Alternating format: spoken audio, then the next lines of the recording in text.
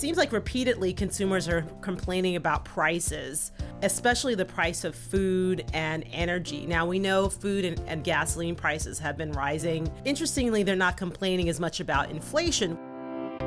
You are listening to C-Suite Perspectives, a podcast by the Conference Board. Welcome to C-Suite Perspectives, a signature series by the Conference Board. C-Suite Perspectives are conversations that take an objective, nonpartisan look at a range of subjects that matter most to business leaders. I'm Erin McLaughlin, Senior Economist at the Conference Board and guest host of today's episode. In today's conversation, we'll discuss the latest U.S. Consumer Confidence Index, as well as our outlook for the global economy. Joining me today is Dana Peterson, the Chief Economist and Leader of the Economy, Strategy, and Finance Center at the Conference Board. Welcome, Dana. Hi, Erin. How are you? I'm good. So let's get started. What is the biggest takeaway from the April Consumer Confidence Survey? Sure. Well, this is the third month that the index has fallen, and it seems like maybe there's a bit of a pattern. But before we panic, this has happened before. And indeed, when we look over the last 2 years, the consumer confidence has been moving sideways in a relatively narrow range. It's not as high as it was pre-pandemic, but certainly better than what we saw during the worst of the pandemic. So some monthly volatility here, but we're going to continue to watch this measure to see if it continues to decrease or if it pops back up again. Were there any interesting write-in comments, which I know we allow in the survey? Yes, there were. It seems like repeatedly consumers are complaining about prices, especially the price of food and energy. Now, we know food and gasoline prices have been rising.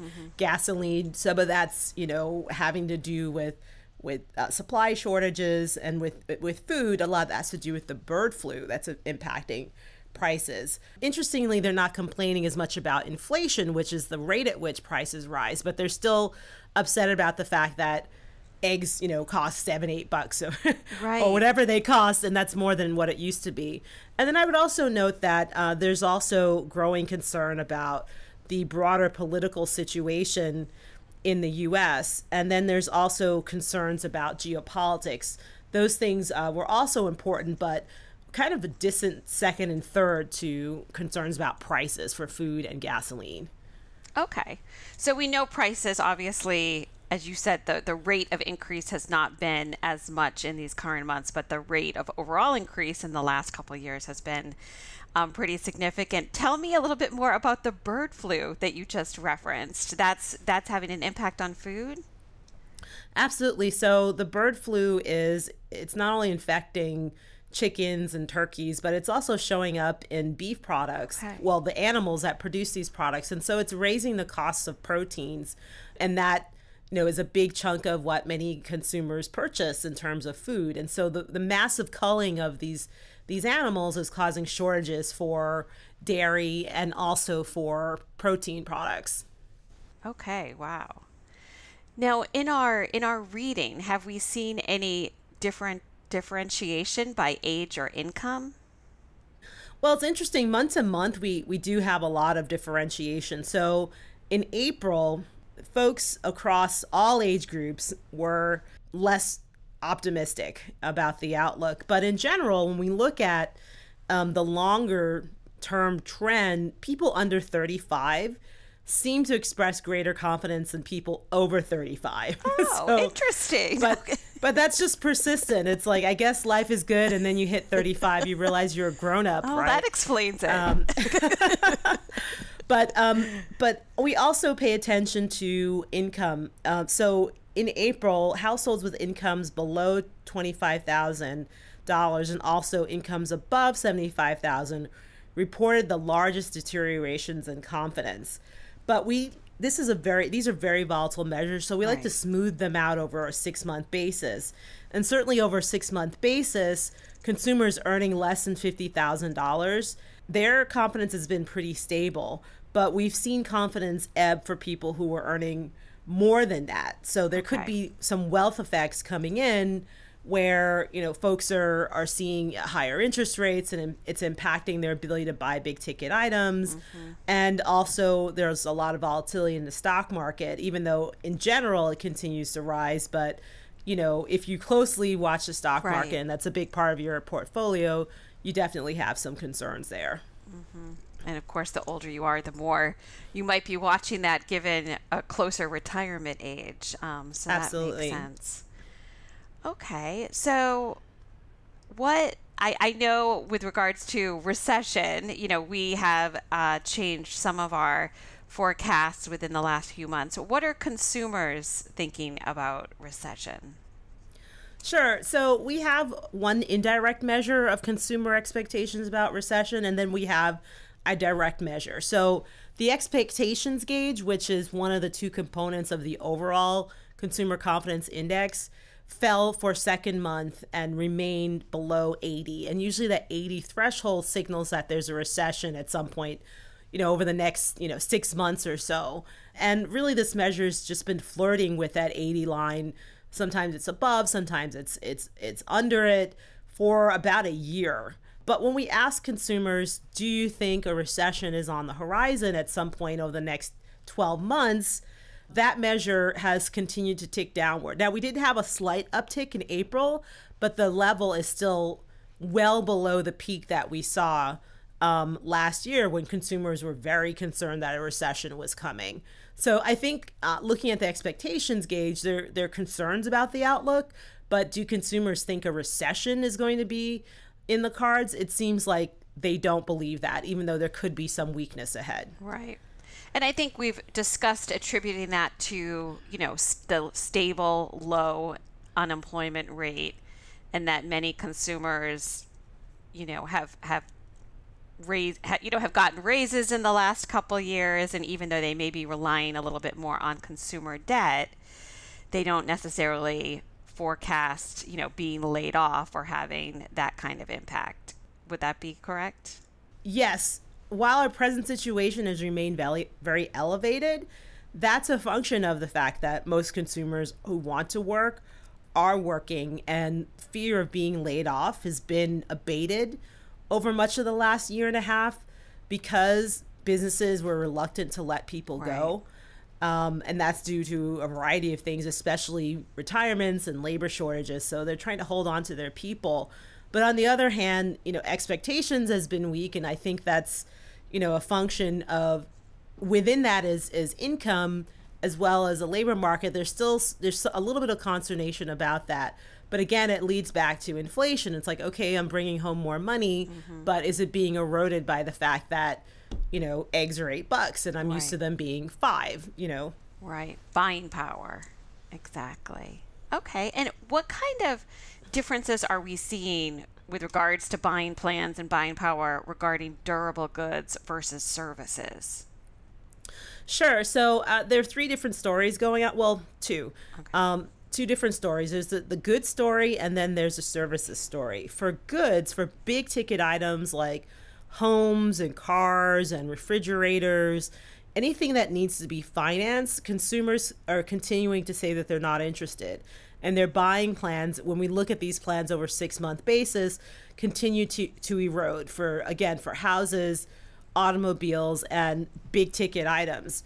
So that's pretty consistent with the fact that interest rates are still very elevated. Mortgage rates are high. In fact, they've ticked up a little bit in the last few weeks. So if you're looking to purchase a home, you may be putting that off. Also, when it comes to financing cars, it's not just the financing of the car itself, but there's also the insurance that comes along with it and the maintenance costs. And we know those costs are definitely rising. And so that's causing consumers to shy away from these big durable goods types of items. Now, when it comes to services, consumers are still excited about purchasing services. Again, some of that may be a hangover from the fact that they couldn't enjoy a lot of services during the pandemic, but it's the types of services that they're interested in purchasing.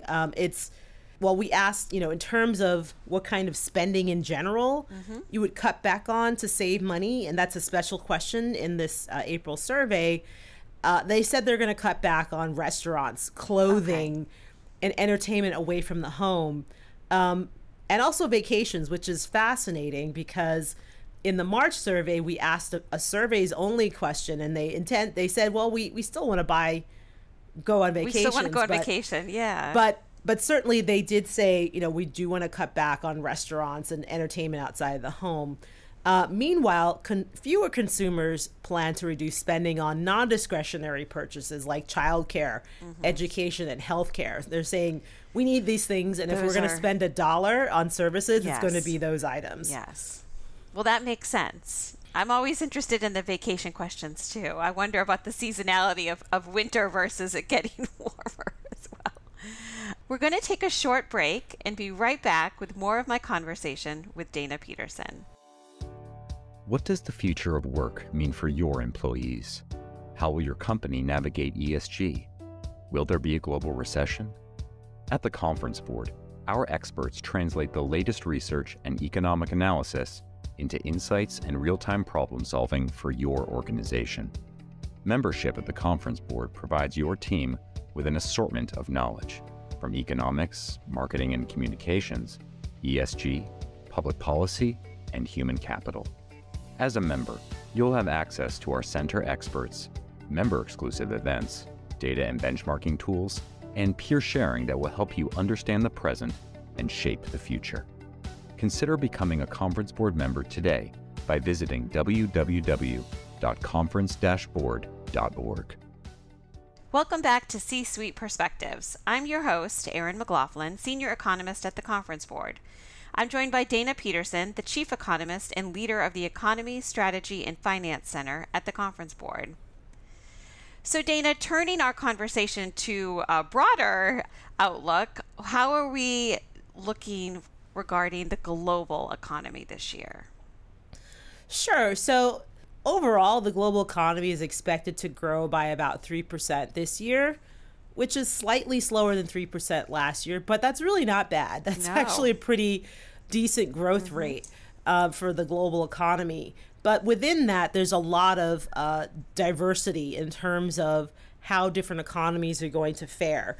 So let's just kind of go down the list really briefly. The United States probably will see slower growth this year. We had roughly 2.5% growth in 2023. We're probably looking at something closer to 2% this year. That's still slightly above potential, but not much. Potential is around 1.7, 1.8% for the U.S. And that's because within that forecast, we anticipate that consumers are going to pull back on their spending. And we know consumer spending is a huge chunk of the economy. And that reflects the fact that, yes, interest rates are still high. Folks are piling up on debt that they have to pay back. The debt service on that debt is accumulating. Meanwhile, they've probably run out of that excess savings. But still in all, 2% growth is not the end of the world for the U.S. Within the year, we think there could be some slowing in the second and third quarters, but then we'll pick back up. But certainly that pickup is going to depend upon how much the Fed cuts interest rates, if they cut interest rates at all this year. And that's highly determined on the path of inflation and things that are driving inflation. When we look at Europe, it's a mixed picture. And it's interesting that typically we look to the largest economies, Germany and the UK, to drive growth. They're not driving growth. It's actually Southern Europe. It's Spain. It's Italy, Portugal, I think also France. Those economies are doing quite well. And helping to offset the weakness that we're seeing in Germany and the UK. So Germany is still very much negatively affected by the global manufacturing slowdown that we saw over the course of last year. There definitely was a manufacturing recession, even in the US, but in some economies, services made up a lot of the difference.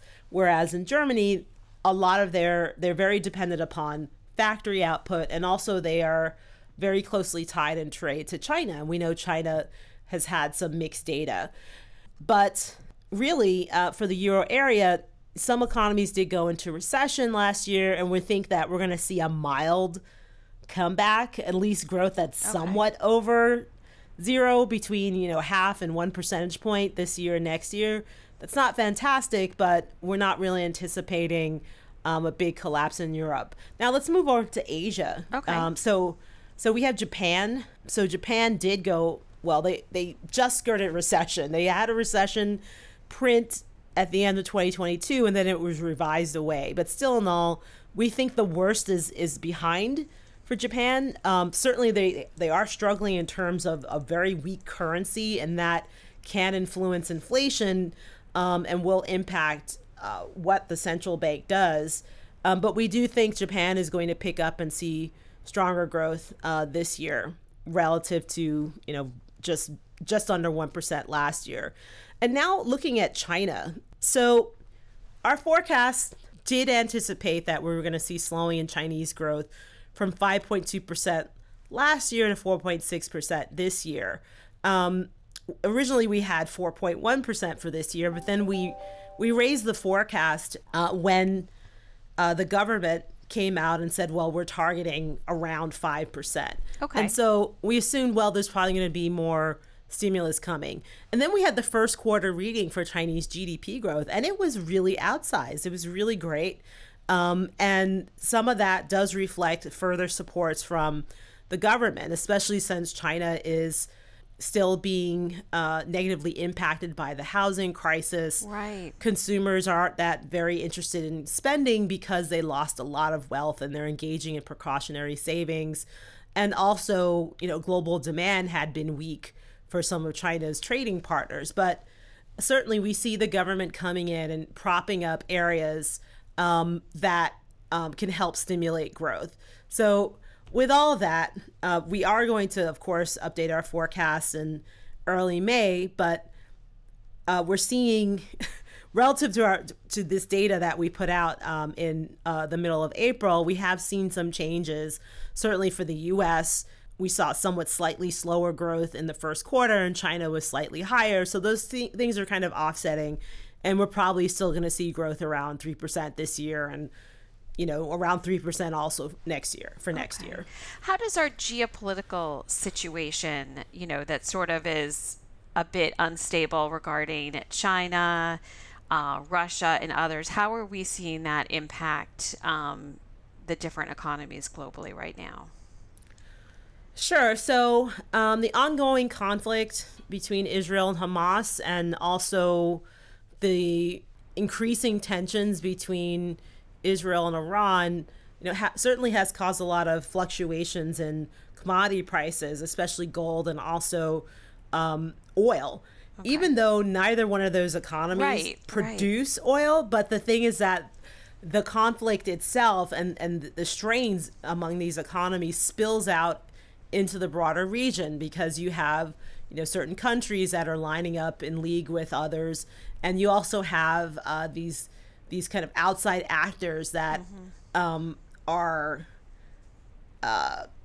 basically satellites of Iran, that are engaging in activities like blocking the Red Sea passage for ships, or the potential that this could spill over into oil producing economies. So there's been a lot of uncertainty there. And we've seen that show up in fluctuations in commodity prices. And then when it comes to the relationship between U.S. and China, there has been some intensification lately, certainly with, the potential banning of a social media outlet that, that's housed in China, and the U.S. is looking at, preventing that. So that, that speaks to the broader tech war, Cold War that the U.S. and China are having, but also in terms of investments and how companies are treated in the respective economies. So all those things are definitely downside risks to the outlook. But I would say a key upside risk to the outlook is still this productivity story. So I believe that whatever we saw in productivity in 2023 is to be believed, especially in the U.S., where we had somewhat of a more balanced situation between GDP and the labor market that helped raise productivity. And I would also suggest that it's not just in the U.S., it's not just GDP growth by itself. You've had tremendous support from the government in terms of a focus on infrastructure spending and companies reshoring, and those things materialize into pretty sizable contributions from GDP growth. But more importantly, over time, some of these investments now are going to be useful for supporting productivity in the future. And we also know lots of companies, one of the number one things that companies are considering to grow their businesses and maximize revenues over the next 3 to 5 years is investment in digital technology and AI. And automation. So all those things are working together, I think, to help support productivity. Some of it's organic, some of it's inorganic, but it's all happening. And I think that's going to be productivity over the longer run is going to be a positive growth story for many economies, especially those economies that are experiencing demographic shifts. Yeah, shrinking of their labor forces as the baby boomer generation retires. Right. So interesting. Well, when we look at these global economies, do we see inflation continuing to slow? And how are we thinking that central banks will, perhaps begin to cut interest rates? I know we've seen some cutting already in other countries. Yeah, so the inflation story is highly economy specific. So emerging markets especially had the most intense bouts of inflation, and so they raised interest rates very quickly and very aggressively. And so some of them have managed to reduce inflation back within their inflation band. So they may have a target. It's not 2% exactly, right, like but in the it's US, yeah, between 1% and 3% or whatever it is. And they've been able to force inflation back down.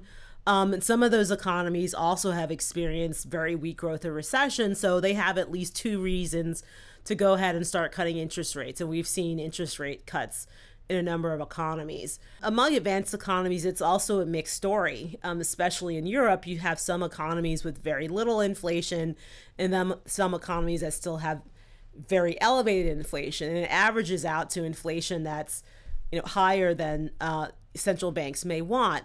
But nonetheless, we have seen material improvement in the slowing in the pace of inflation throughout Europe, which suggests that the Bank of England and also the ECB may actually start cutting interest rates sooner than the Fed does.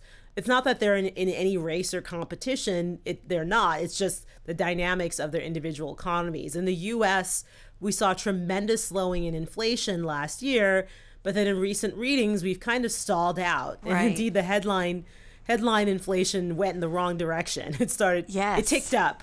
Yes. That was 1 month. We can't, hang our hats on 1 month, but certainly when we look over the first 4 months of this, 3 months of this year in terms of inflation, the progress towards 2% is stalling, and it looks like it's sticky. And the thing is that a lot of it's these supply side drivers like gasoline prices and food prices, labor shortages that are causing wages to remain elevated. And then also the fact that we know insurance companies are raising premiums for homes and cars and other large items that need insurance.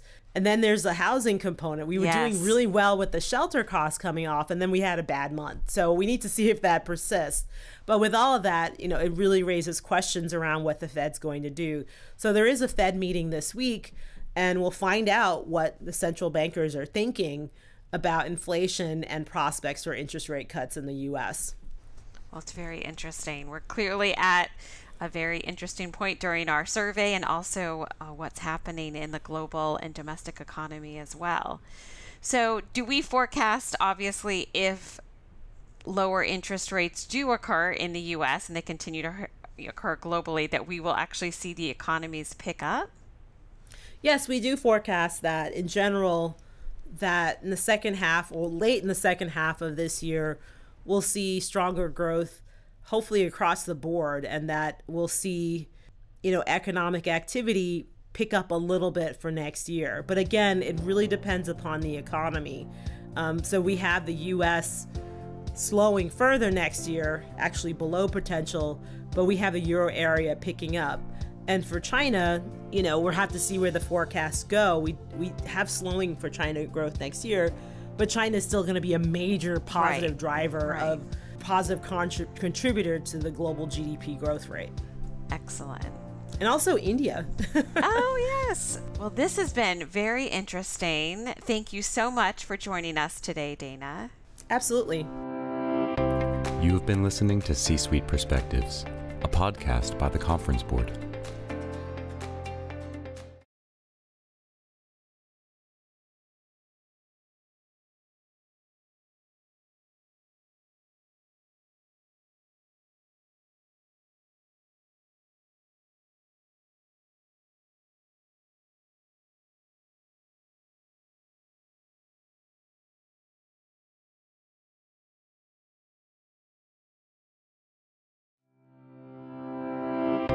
You have been listening to C-Suite Perspectives, a podcast by the Conference Board.